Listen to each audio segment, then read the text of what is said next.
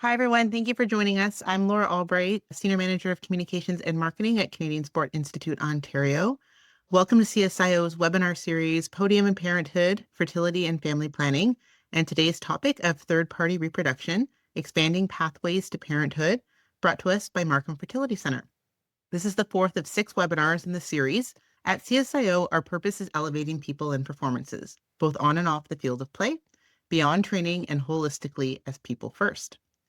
As athletes stay in sport longer through childbearing years, we believe that it is important that you are informed about your options around family planning. As part of CSIO's Women's Health Initiative, CSIO has partnered with Markham Fertility Center to ensure athletes have the information they need to make informed decisions. We thank Markham Fertility Center for their willingness and enthusiasm in supporting athletes around the subjects of fertility and family planning, and sharing their expertise with high-performance athletes, coaches, and the sport community. For today's session, I'm very pleased to welcome Dr. Marta Wise. Dr. Wise is Quality Director and co-owner of Markham Fertility Center and co-host of My Fertility Podcast. Dr. Wise is also an impassioned advocate for women to empower themselves with knowledge about their own fertility and their options for family planning. Thank you so much for leading us in the webinar today, and over to you, Dr. Wise. Today's topic is going to be about a very particular, a more specific area of fertility that may not necessarily pertain to everyone who's coming into a fertility clinic. But I think it's a really important topic that leads to a lot of questions and has a lot of very specific nuances. And so that's why it's worth it to sort of have an opportunity to discuss and kind of give a bit of an overview in terms of its role in fertility. And that's third-party reproduction. And this is really about expanding pathways to parenthood. And we're going to get into what all those terms mean if you're unfamiliar. As always, I assume that this is the first time that you're coming to one of these talks. And so I think it's always good to sort of give you a bit of a preamble about who Markham Fertility is. There are 5 physicians. We are all REI trained, meaning that we've all completed residencies in obstetrics and gynecology, and then gone on to do further additional training, specifically in reproductive endocrinology and infertility. Yes, I know the picture has 4 of us. We have a photo shoot booked where our newest addition, Dr. Chong, who was here at the most recent talk, will be now in the photos. We are a physician-owned and physician-run clinic, which frankly nowadays is unique in the world of fertility in Canada. We offer complete fertility care. So again, not all clinics do. We do IUI, IVF, and all the third parties, so donor egg, donor sperm, gestational carrier cases. We also do early pregnancy care for patients up to about 12 weeks. We have 3 full-time genetic counselors on our staff, and we're also unique in that we offer deep sedation on every single egg retrieval with anesthesiologists coming from Markham Stouffville Hospital. We are affiliated with Dream Fertility, located in Oshawa, Horizon Fertility, located in Aurelia.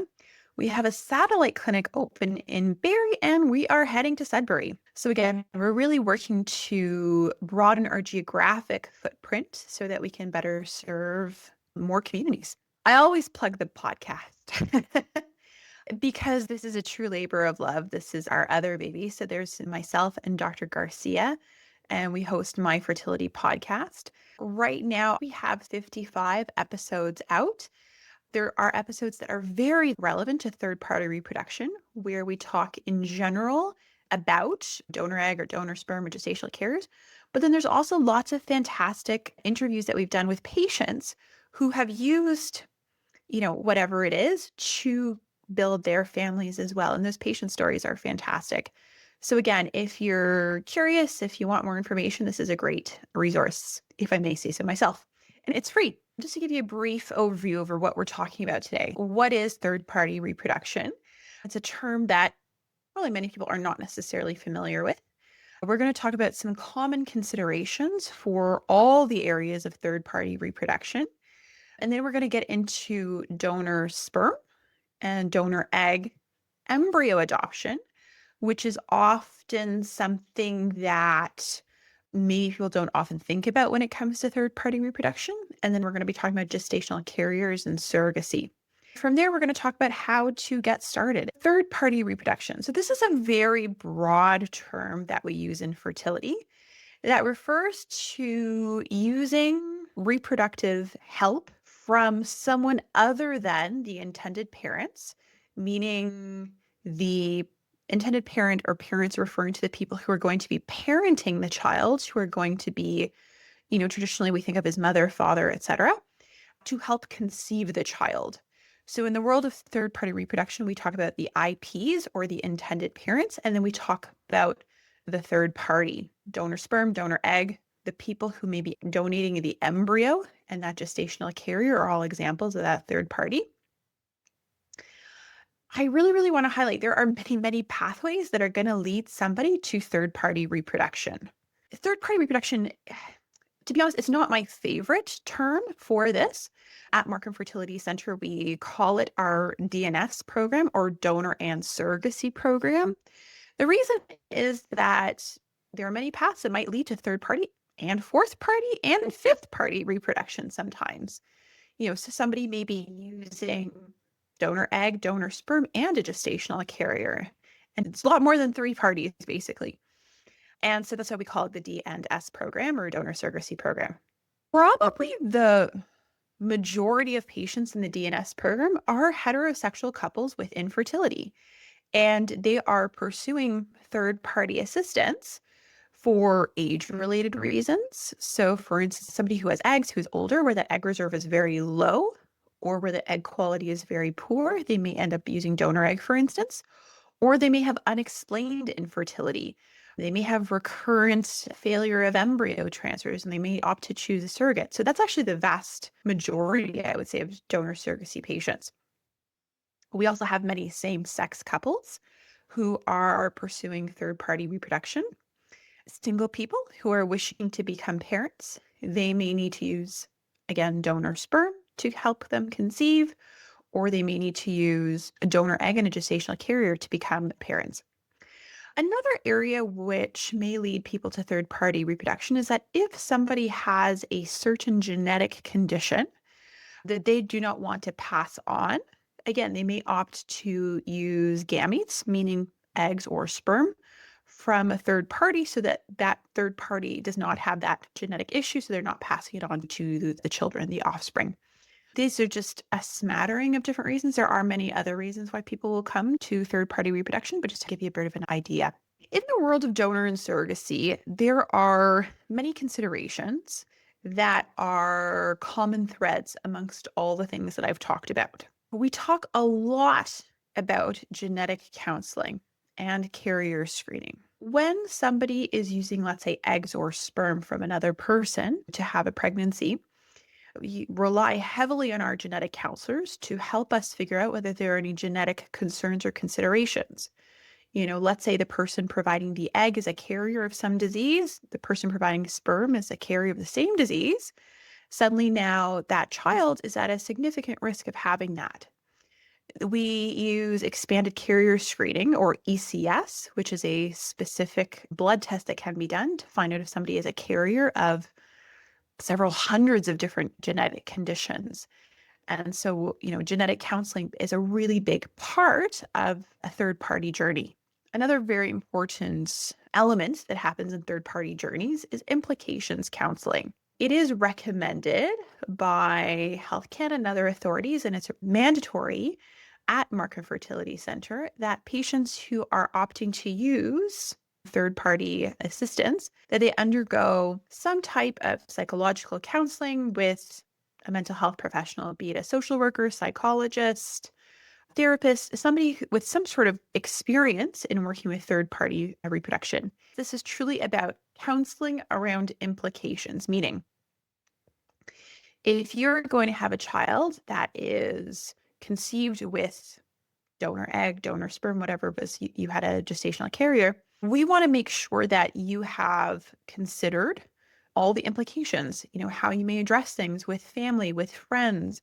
What do you tell the child? When do you tell the child? How does that all come to be? And these counseling sessions, the vast majority of patients come out of these counseling sessions finding that it's an incredibly useful and helpful experience. It is not meant to be a check that you are going to be a good parent. Again, this is really just about having an opportunity to discuss all the implications of using third party so that you're coming into the situation as prepared as possible. Another big consideration is the use of the legal system and legal agreements. There are several lawyers who specialize in the area of fertility, and they will help draft legal agreements between various parties in these relationships to make sure that, again, everybody understands what's happening, why things are happening, who's covering what costs as well. And again, this is very important to have all of this outlined before issues come up. There may also be additional testing that happens in the world of third party, meaning there may be certain specific additional infectious disease screening that has to happen for people who, let's say, are donating eggs or sperm, or people who are going to be carrying a pregnancy as well. Another really big one is costs. When you are using third party, the costs are higher, generally speaking, because there are more parties involved. And again, all of the things I mentioned above come with costs as well. And we're going to talk about the individual costs, but for sure, that's a big thing to also keep in mind and to consider. In Canada, when we are talking about really all fertility, the big federal act that we always reference is the Assisted Human Reproduction Act from 2004. And so there are some very specific rules about what we can and cannot do. So, for instance, these things are prohibited. Commercial surrogacy, meaning you cannot pay someone to be a surrogate. You can reimburse them for expenses related to the fact of being pregnant, but you cannot pay them to be a surrogate. So, for instance, if a person is a surrogate and they need to buy maternity clothes, right? Then they have receipts. That is a receivable expense, and it is okay to reimburse them for that expense. But to pay someone to do it, to give them, money, a salary, etc., that is not legal in Canada. The sale of reproductive material is also illegal in Canada, meaning you cannot pay someone for their sperm, their eggs, or for their embryos. For instance, somebody who is a sperm donor in Canada cannot be given money to be a sperm donor, let's say. Another big thing, not so relevant maybe to third party, but always kind of worth mentioning, is sex selection for non-medical reasons. For instance, if somebody wants to have a female child, we can't go and pick embryos that are female and do the transfers of that. Sex selection is illegal in Canada. Now, if you follow celebrities, if you're on social media, there's lots of stories about people doing exactly all of these things, but this is happening in the US. So the US does not have similar rules. In the US, you can proceed with sex selection of embryos. You can pay someone for eggs, sperm to be a gestational carrier as well. So the rules are extremely different in Canada and the US. We have so much media influence coming from the US that we see a lot of patients who will tell us things like, oh, such and such celebrity did this. Why can't I do this? And it's because we're in Canada. Another really important point in the world of third party is the Safety of Sperm and Ova Act. This is a super long document that came out in February 2020 from Health Canada that totally revamped donor ova, donor sperm, and surrogacy, and sort of what the requirements are to be able to have a program like this. There's lots of very specific rules, but really the overarching goal for this document is to minimize the risk of infectious disease transmission and genetic disease transmission, both to the child in the future and also to the person who's going to be receiving, the person who's going to carry the pregnancy using donor egg, or the person who's going to be inseminated with donor sperm. So it's really about decreasing that risk of infection and risk of genetic diseases. Under this act, there are very specific requirements around genetic counseling that has to happen and viral disease screening. For instance, there are very specific blood tests that have to be done at very specific blood labs at very specific times leading up to somebody donating their sperm or donating eggs, etc. And so this really upped the complexity of having a donor and surrogacy program. And so after this came out, many fertility clinics opted to basically stop doing the full breadth of donor egg and donor sperm and surrogacy. And so many clinics have limited to doing only certain areas of things just because of the sheer complexity and cost and logistics of being able to do all of this. I will say at MFC, we do all the things. And so there's nothing that we are not doing basically. That's because we have a very strong DNS program. Before we get into things, there are also some evolving issues that I think it's really important for people to be aware of.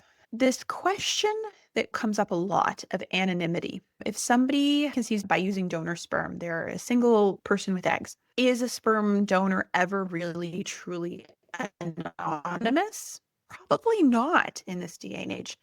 Anonymity is not really a thing anymore. It doesn't really exist. Nowadays, with things like 23andMe, Ancestry.ca, genetic testing is very available and inexpensive relatively. And so being able to track down blood relatives, being able to track down your sperm donor, the egg donor, is a reality.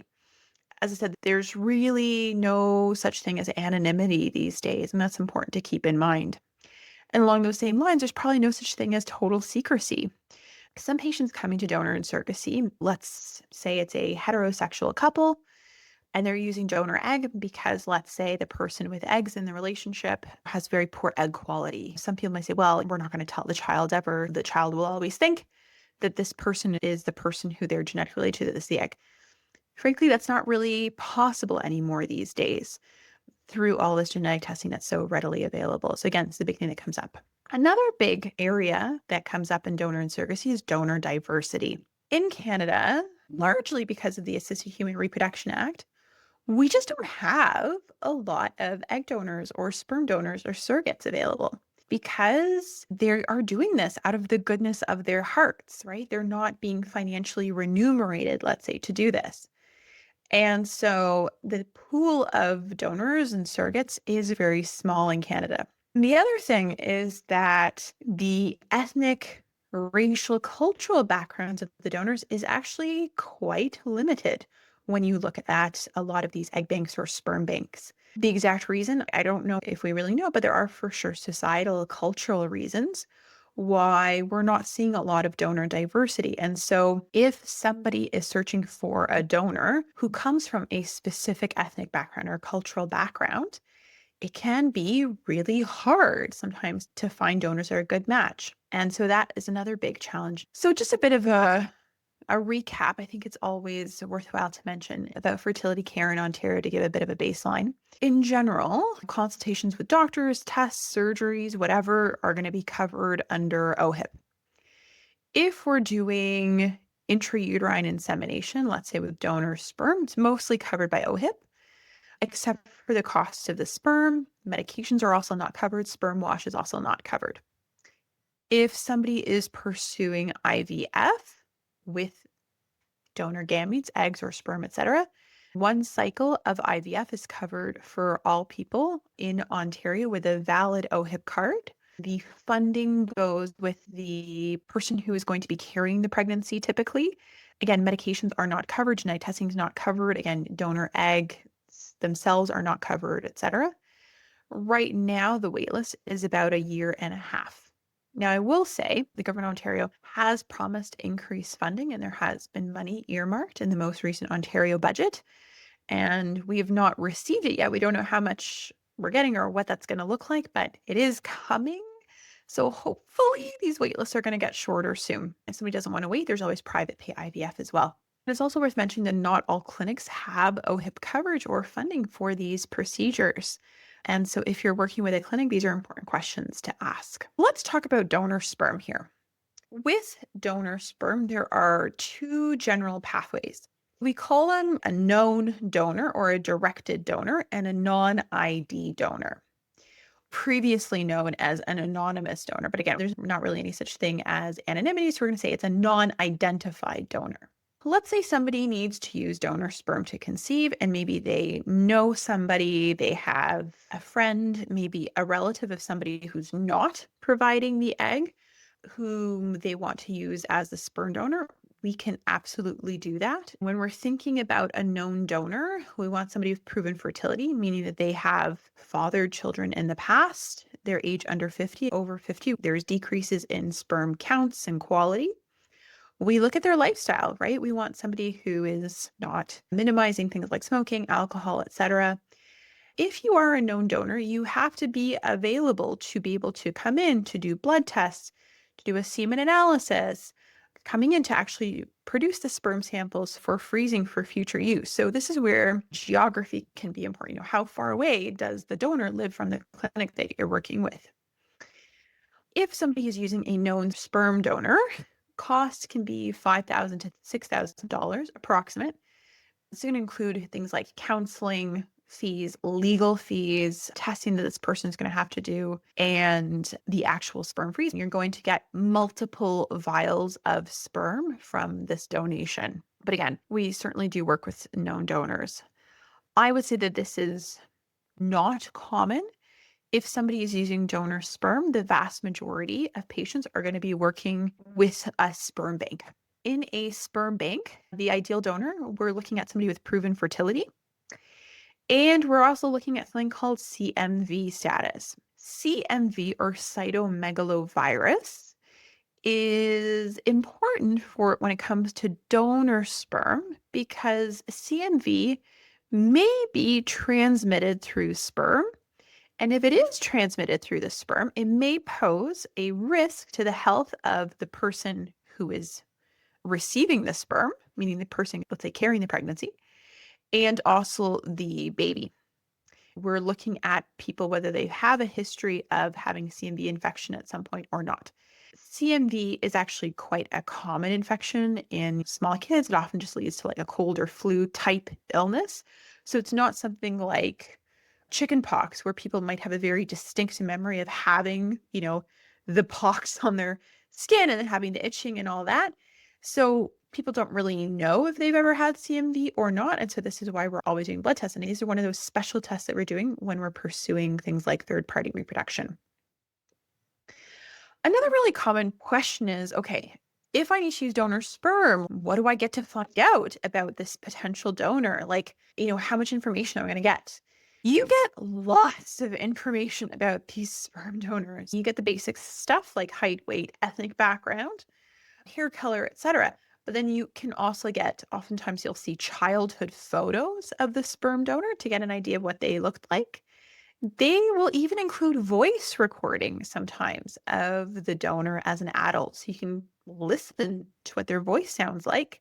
And many of these donors will also have personal essays available talking about why they're proceeding to be a sperm donor, how they feel about sperm donation, etc. On top of this, there's also the medical history. And then again, many donors will have gone through that expanded carrier screening, which I mentioned earlier, to find out if they're carriers of certain genetic conditions. Another important point in a sperm bank profile is that some of these donors want to not be identified versus wanting to potentially be identified at some point in the future, in terms of whether they would be okay to be contacted in the future, let's say by the potential child. When you're looking at sperm banks and you're ordering sperm, the cost is about $1,500 to $2,000 per vial. So one vial is good for one insemination, let's say, or potentially one IVF cycle. Most people will often end up buying 3 to 4 vials from a donor. So really the cost working with a sperm bank versus a known donor is actually pretty similar. Moving on to donor egg. In the world of donor egg, there are 3 kind of main pathways that I think about. A known donor, a non-identified fresh egg donor, and a non-identified frozen egg donor.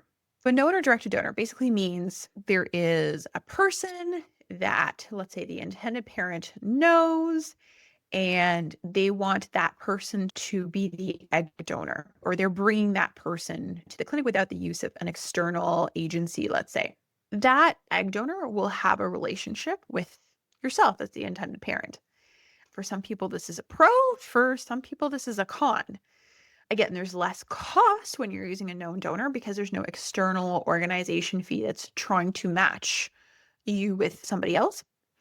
99% of the time when we do these cycles, they're happening fresh, meaning that we're not freezing the eggs or storing the eggs for a prolonged period. It certainly involves more coordination, more scheduling. Cost is going to be on the lower end for donor eggs, so maybe 20 to 30,000. With this, you're looking at the cost of the IVF, the medications, those legal fees, genetic counseling fees, et cetera, which we require at MFC to proceed with a cycle, hence why the cost being higher than just doing an IVF cycle. If somebody has a potential known egg donor, the ideal donor is somebody, again, proven fertility. You're going to hear me say that a lot today.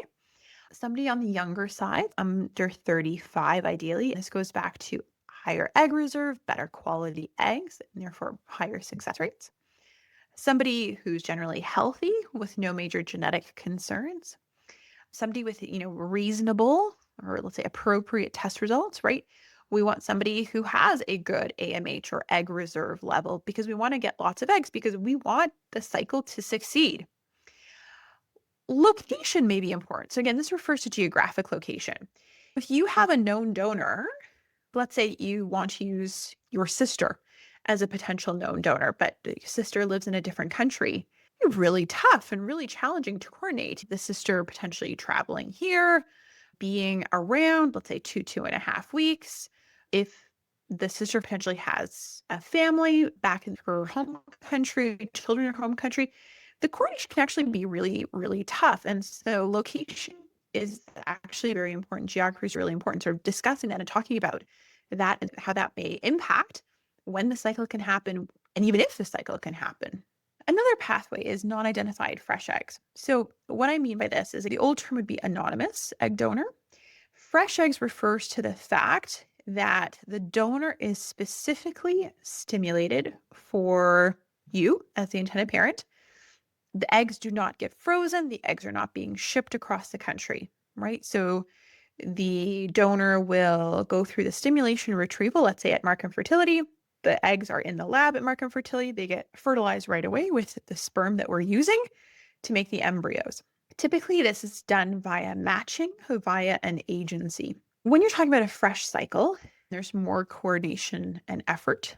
You're now adding in the schedule of a whole other person trying to make it work. I can think I once had a patient who was all set up and everybody was all ready to go with this fresh egg donor cycle. And then the egg donor broke her leg. And so we had to cancel the cycle. She was unable to make the drive into Markham to proceed with the cycle.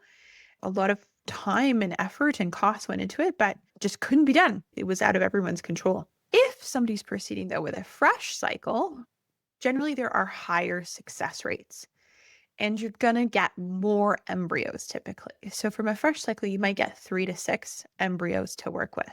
The reason is that a typical egg donor is going to have a good egg reserve. They're typically under the age of 32.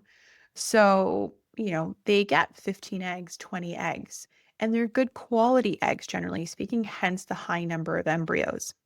Also, in these situations, you get all of the eggs coming from that cycle. Costs about 40 to 45,000, let's say. Ideal donor, proven fertility. You get lots of information on the profiles of these individuals. And again, location matters. So, if you have a fresh egg donor, but they are living in British Columbia and you're in Ontario, you have to figure out, are you going to pay for the person to fly to Ontario? How long would they need to be in Ontario for? And sort of all the coordination that comes with that. So geography matters. Frozen eggs. So these are frozen egg banks. This basically means the donor has already done their stim. The eggs are frozen. They are stored somewhere in some clinic. You are essentially getting those eggs. They're going to be shipped to your own clinic. They get thawed and they get fertilized with chosen sperm. In theory, this seems faster or quicker, but really when we've looked at our patients, the timeline's about equal to fresh. So it could be about, 2.5 to 3 months. Generally, you get fewer embryos on average. And the reason is that these egg banks are probably only going to give you 5 to 6, 6 to 7 eggs.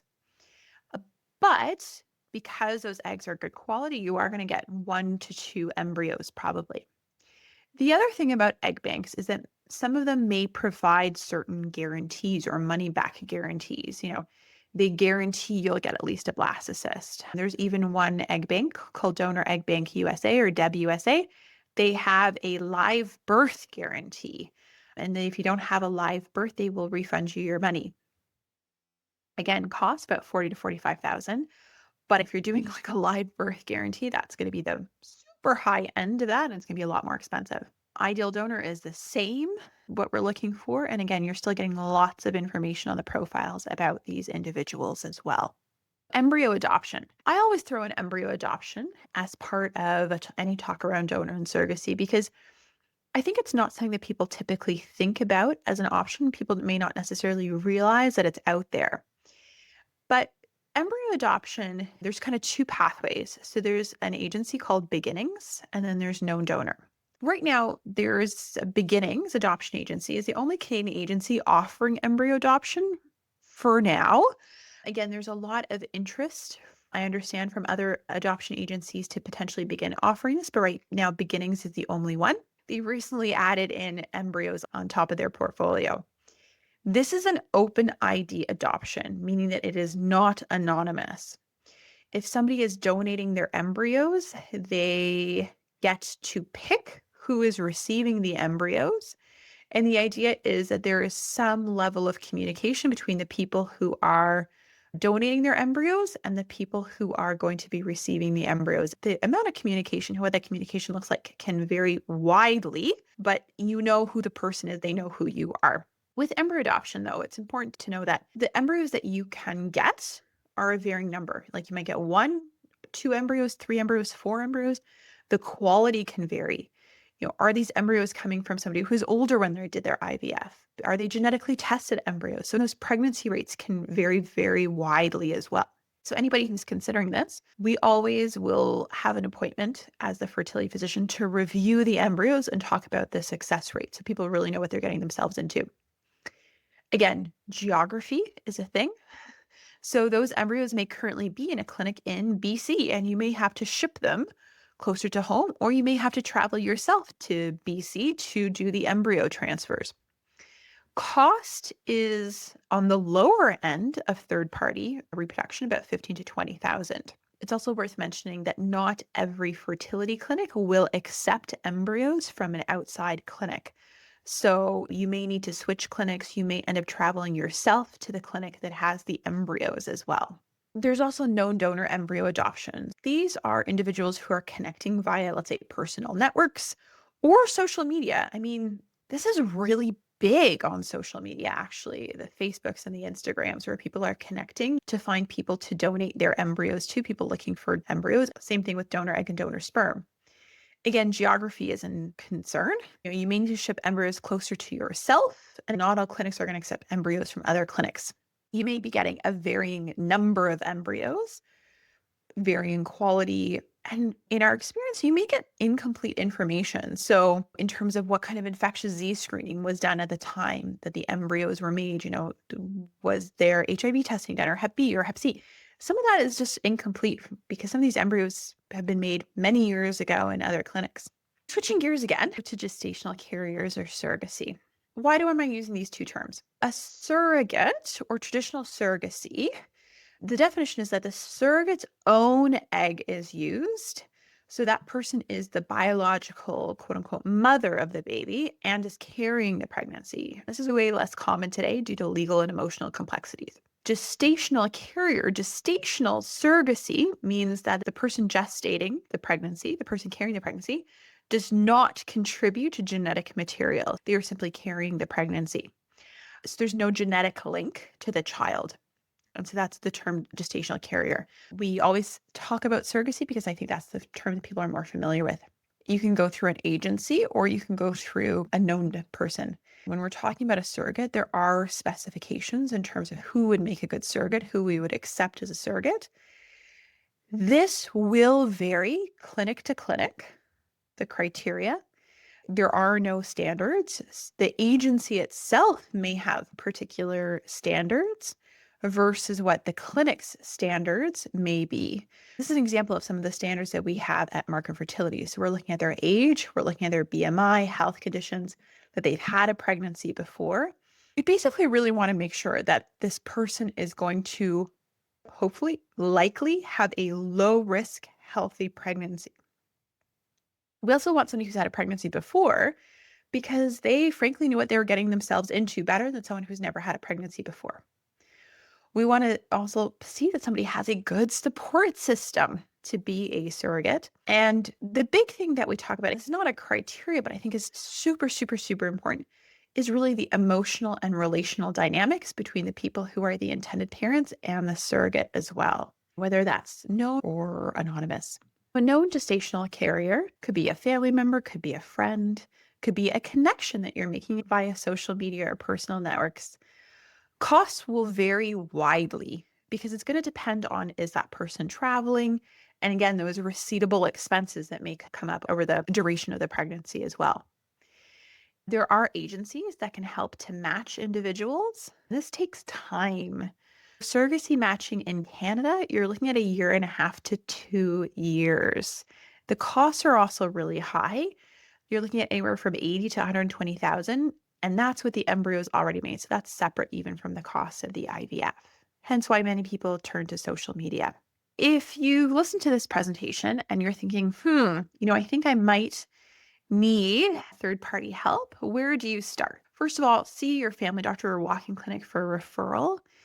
You don't need any initial testing or prepper. We got it. Don't worry about it. You'll meet with your fertility doctor. We're going to take a medical history for you, plus minus partner. We're going to do testing and we're going to start thinking about options and sort of how we can build the family that you are hoping to build. Testing, that we're going to be doing that general fertility workups. So for somebody who is assigned female at birth, that's going to be blood work. We're going to be probably doing a pelvic ultrasound. We may or may not be doing a specialized type of ultrasound called a sonohistogram to have a good look at the uterus, the fallopian tubes, depending on whether that's somebody who's going to be carrying the pregnancy, somebody who's going to be donating eggs, or if we're using somebody else's eggs. If somebody is an assigned male at birth, we're going to be doing blood work and potentially a semen analysis as well if we may be using this sperm as well. This is a very general fertility workup. Nothing too scary, I promise. As we're wrapping up here, just some parting thoughts. Third-party reproduction is used in a really wide variety of scenarios, and I would say it is way more common than you think. Certainly people who conceive by a third party do not have to tell the world how they got pregnant and the who's, the what's, the where's, and the why's. And certainly it is never obvious. I really do feel like it's a lot more about nurture than nature. Certainly there's a lot of regulations when it comes to third-party reproduction. This has made it more challenging, more finicky, I will say, from our perspective. It's a really good goal. The goal is to ensure everybody's health and safety. Again, infectious disease screening and genetic screening. And that's a really worthwhile thing, and that's very, very important. I think that working with an experienced clinic is also really important. There's a lot of nuances and a lot of subtleties that happen in the world of third-party reproduction. And so you want to be working with a team that has seen it, done it, and has a dedicated staff for it because, the logistics can be more complicated for sure. And if you've done it before, it's significantly easier. And just a parting thought, although the road may have more bumps and turns when we were moving to third-party reproduction, I swear there is light at the end of the tunnel. And there are many lovely and amazing success stories coming out of our donor and surrogacy program. They maybe have been hard-fought battles to get there, but they do get there and they make for some beautiful endings. If anybody is interested, You can check out our Instagram, Markham Fertility, My Fertility Podcast. And then, of course, if you have a specific donor surrogacy question, you can reach out to the D&S program at markhamfertility.com. Thank you, Dr. Wise. There's a couple questions in the chat I'm wondering if you can address. Yes, please. Yeah, so there seems to be pros and cons for all like egg donor options, but in your experience, do you have an estimate of the breakdown or percentage of those egg donors that are known versus unknown fresh versus unknown frozen? Yeah, good question. Depends on the scenario. Depends on the reason that somebody is entering into third-party reproduction or why they're using donor egg. That will change things. I would say known donor is minority, like 5 to 10%. Simply, people just don't have people in their lives that would make good egg donors. That's most often the case. And then fresh egg versus frozen egg. At Markham Fertility, I would say fresh egg donors are probably more like 70%, maybe up to 80% of donor egg cases, frozen eggs being the remainder. I will say many other clinics do not even offer the option of fresh egg donors, and they work with just frozen eggs. And so those proportions look very, very different at other clinics. The reason clinics don't use fresh eggs is because it's a lot more complicated from a Health Canada regulation perspective. If those eggs have already been frozen, somebody else has already taken care of the infectious disease screening, the genetic screening, all that stuff, all that paperwork essentially is done. When you're working with a fresh egg donor, it falls on our shoulders to do it. Because we have a dedicated team and a dedicated program to this, we have a really good workflow in place to be able to do it and to be able to offer it. But when we look at our data, for sure, fresh egg donors do better. You're getting more eggs. They're not being frozen. They're not getting shipped, across the country or between countries. People are making more embryos for sure with more eggs. Great. Are there programs or funds that can be applied for to help reduce the costs of some of these third-party reproductive? Yes. Great question. A couple things. Number one, so if you go to the Markham Fertility website, there are several fertility grants through Fertility Friends Foundation. One of them is specific to donor and surrogacy. There's an application process your physician can help you fill out to give you a grant for this. Sometimes you are able to apply OHIP funding. If you're working with a fresh egg donor, you may be able to apply your OHIP funding to that IVF cycle that donor is going to go through as well. Another thing recently announced is in Ontario, there's a new tax credit for fertility treatments. I believe it's up to $5,000 tax credit for 25% of expenses related to fertility treatments, medical treatments, but it does include fertility treatments. So I believe it does include third party, donor egg, donor sperm, et cetera, as well. And that was recently introduced and came to be in January of this year. So there are some opportunities there as well to help with costs. Great. Thank you. And one last question. So with the donor agencies in the US that guarantee like one live birth, are there any issues or barriers like importing donor embryos across the border? It's a really good question. You would think that it would be really challenging, but the system is actually very well set up. If you're bringing eggs across the border, let's say, or embryos across the border, it is true that a lot of these egg banks are based in the US, working with American donors, because again, in the US, they can pay someone to be an egg donor. So there's definitely a lot broader pool of people who are willing to do it. Thank you. That's all the questions in the chat. Wonderful. Thank you so much, Dr. Wise. We really appreciate your time tonight and talking to us about the important information around third-party reproduction. Please don't forget to check out My Fertility podcast for lots of great information around fertility and family planning. Thank you all for joining us, and thank you, Dr. Wise. Excellent. I hope everyone has a great night.